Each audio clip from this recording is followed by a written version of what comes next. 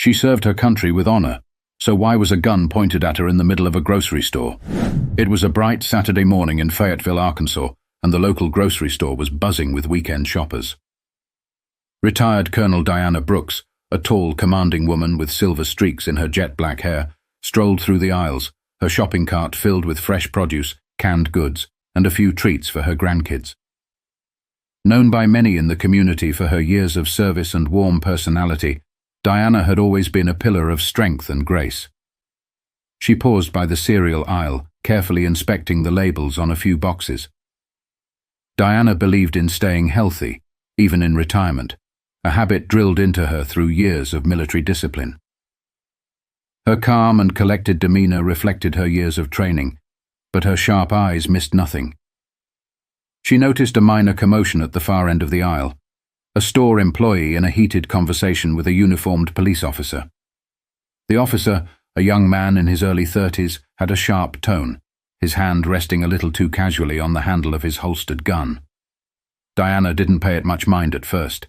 She had seen her fair share of intense situations and learned that not everything deserved her attention. But something about the officer's body language, the way his shoulders squared as if ready for a fight, made her pause for a moment longer. As she turned her attention back to her cart, she heard footsteps approaching. The officer, now visibly agitated, was heading straight toward her. His sharp, piercing gaze locked onto Diana, as though he had already decided she was part of the problem. "Ma'am," he said, his voice clipped, "I need to see some identification, now." Diana froze for a second, taken aback. She had done nothing out of the ordinary, but the officer's accusatory tone was hard to ignore. Without hesitation, she reached for her wallet, pulling out her military ID with a steady hand. She handed it to him and said calmly, "I'm retired Colonel Diana Brooks. I'm just here to shop like everyone else." But the officer didn't even glance at the ID. Instead, he took a step closer, his hand tightening on his holster.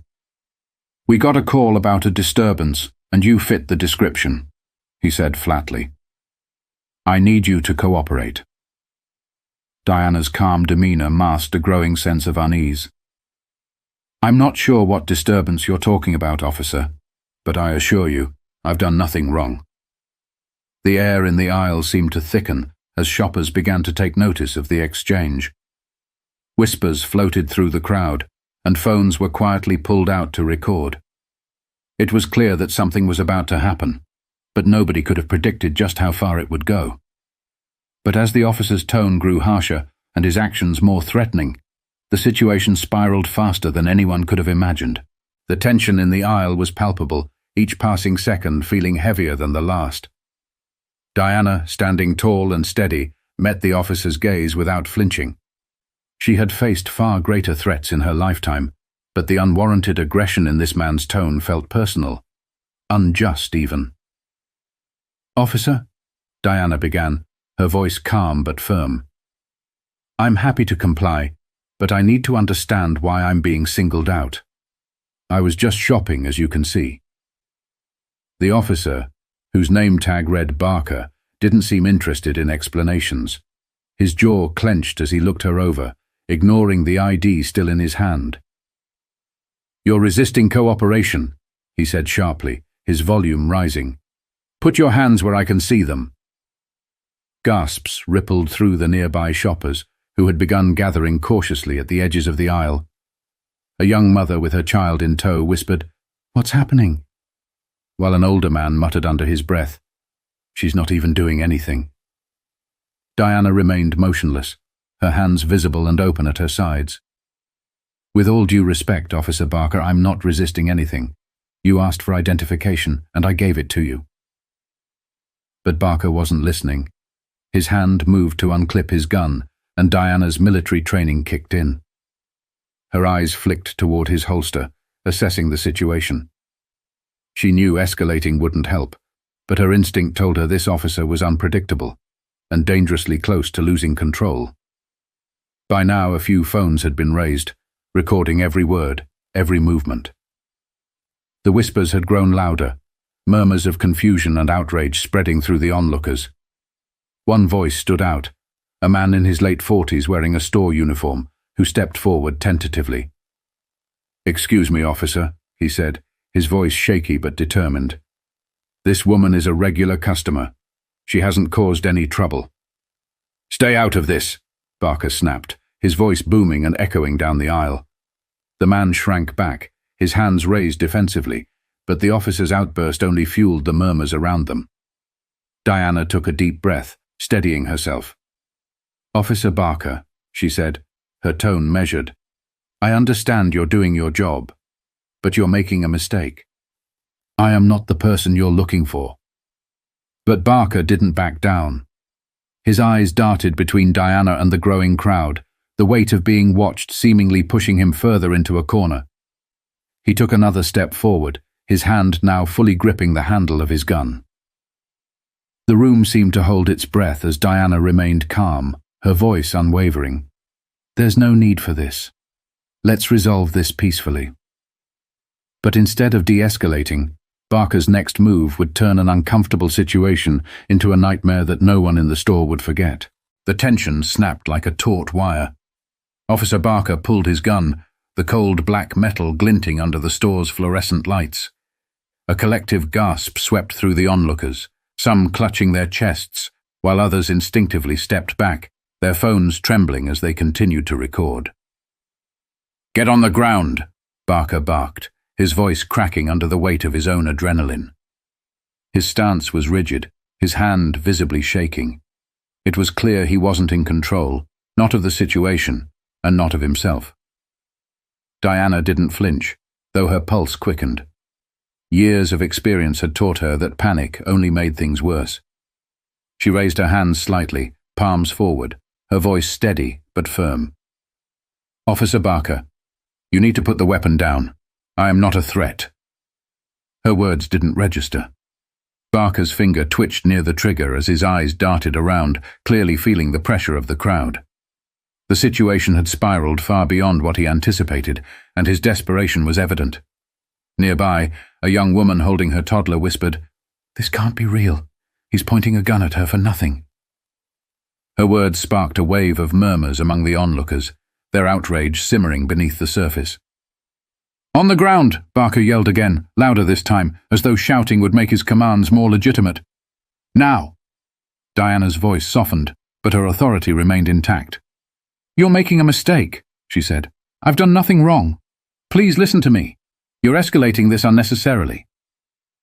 At that moment, the store manager, a tall, middle-aged man named Luis, stepped forward, his voice firm but careful. "Officer, I can vouch for her. She's a respected member of this community. She's here every week. Whatever you're looking for, she's not it." "Back off," Barker snarled, pointing the gun briefly in Luis's direction. The crowd erupted in shock, some yelling at him to stop, others begging for calm. "Everyone stay back, or you'll be next." Barker's voice cracked as he swung the gun back toward Diana. Diana's composure was unshaken, though her heart was racing. She kept her gaze on Barker, her voice cutting through the chaos. "Put the gun down. You're not helping anyone like this. You're only making it worse for yourself." But Barker was beyond reason. His breathing grew heavier, his eyes wild. The weight of the crowd's eyes on him, the phones recording his every move, the growing chorus of voices, all of it seemed to push him further into a corner. He looked like a man fighting a battle he couldn't win, and everyone knew it. And just when it seemed like the situation couldn't possibly get any worse, something happened that changed everything. A sudden voice pierced through the chaos, a strong, commanding voice that silenced the entire store. "Officer Barker, stand down." All eyes turned to the entrance of the aisle, where an older police officer, clearly a senior in rank, had just arrived.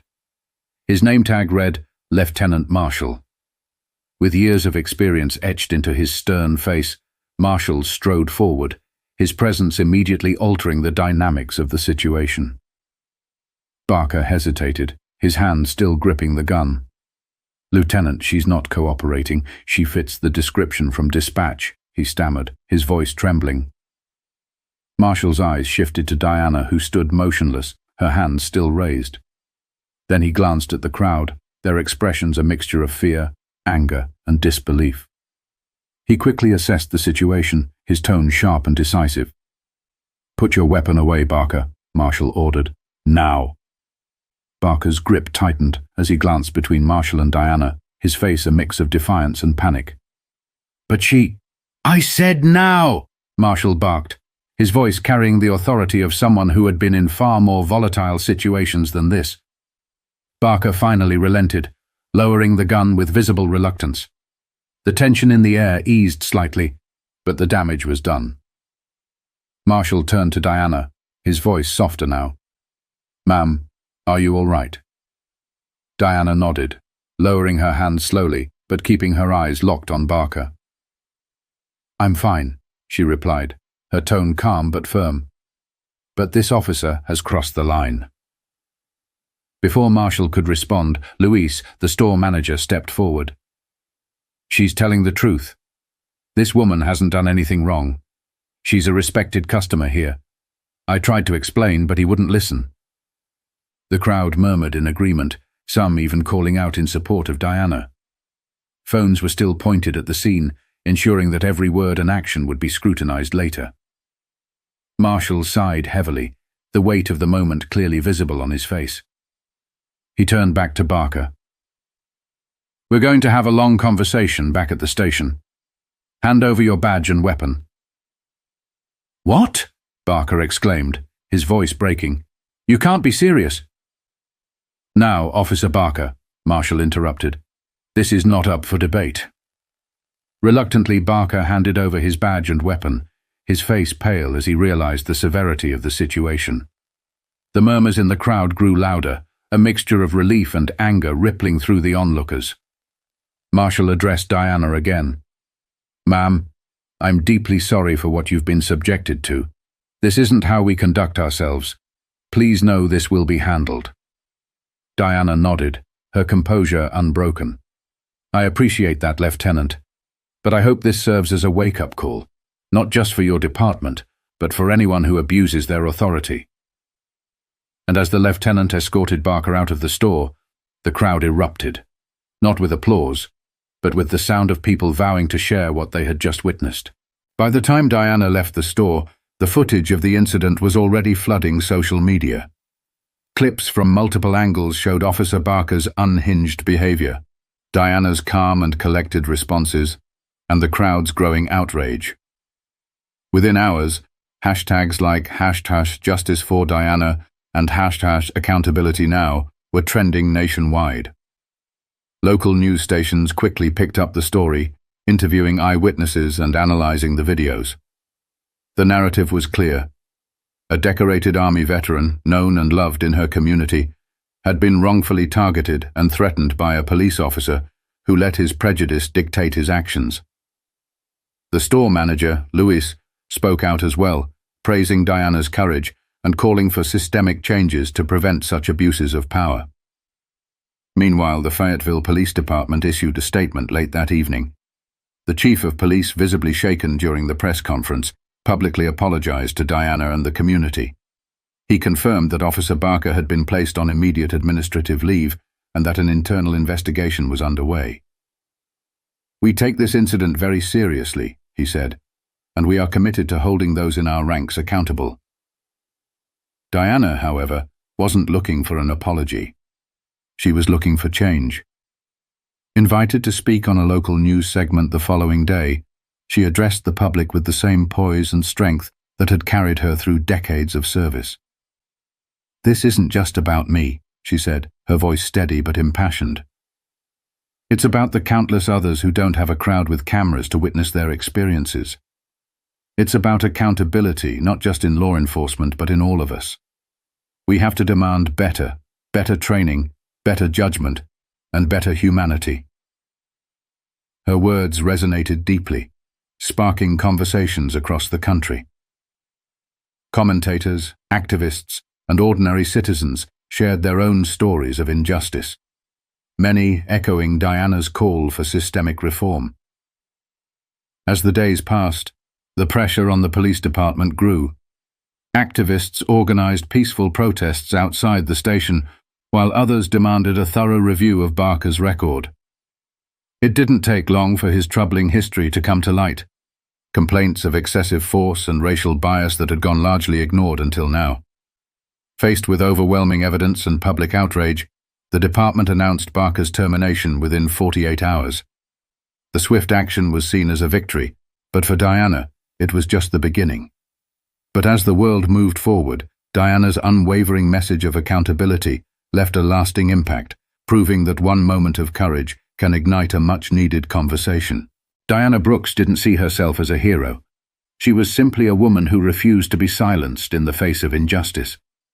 But her courage had sparked something far greater than she could have imagined. Across the nation, people were discussing not just the specifics of her case, but the broader issues it represented: power, prejudice, and accountability. In the weeks that followed, Diana became an unlikely figurehead for change. She spoke at town halls, community gatherings, and even a national conference on police reform. Her message was simple but powerful. Respect, dignity, and accountability must be non-negotiable for everyone. Her story inspired others to step forward with their own experiences. Grassroots organizations used the momentum to push for stronger oversight of law enforcement, mandatory de-escalation training, and more transparent handling of officer misconduct. Conversations that were often brushed aside were now at the forefront of public discourse. In a candid interview, Diana shared a poignant reflection. What happened in that store wasn't just about one officer or one mistake. It's about the systems we've allowed to go unchecked. But we can change them, if we're willing to face the hard truths and demand better. Her words resonated deeply, not because they were rehearsed or carefully crafted, but because they came from the heart. People connected with her humanity, her humility, and her unwavering belief in the power of collective action. As her story continued to circulate, Diana remained focused on the bigger picture. She didn't want sympathy or accolades. She wanted progress. And while she never sought the spotlight, she used it to amplify voices that had long been ignored. Now, it's our turn. Stories like Diana's are a stark reminder that change doesn't happen overnight. But it starts with us. It starts with speaking up, holding people accountable, and refusing to let injustice go unchecked. So the next time you see something wrong, ask yourself, will I be a bystander or will I take a stand? Because together we can demand better, for ourselves, our communities, and future generations. If Diana's story moved you, share it. Let it spark a conversation, and let that conversation lead to action. Change starts with awareness, but it only grows when we all get involved.